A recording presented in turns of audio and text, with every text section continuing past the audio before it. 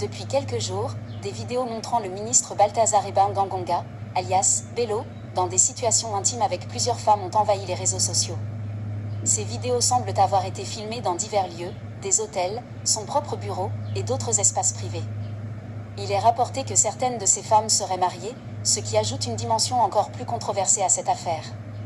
Ces révélations ont rapidement enflammé l'opinion publique.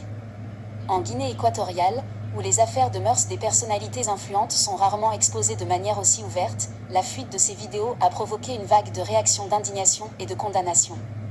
Pour beaucoup, il s'agit là d'un abus de pouvoir qui jette une lumière crue sur les excès de certains hauts fonctionnaires. Face à l'ampleur de ce scandale, les autorités n'ont pas tardé à réagir. Le procureur général de Guinée équatoriale, Anatolio Nzanguengema, a ouvert une enquête officielle. Son objectif ? Déterminer si Balthazar, surnommé Bello, pourrait être porteur d'une maladie sexuellement transmissible et si, en entretenant ses relations avec plusieurs femmes, il aurait consciemment exposé d'autres personnes à cette maladie.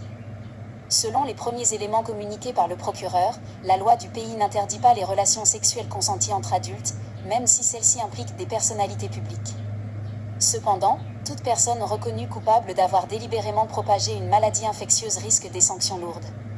Comme l'a précisé le procureur, la population est en danger, car derrière chaque femme impliquée, il y a potentiellement des conjoints et d'autres personnes exposées indirectement. Ce scandale dépasse largement la sphère privée pour devenir un véritable enjeu de santé publique.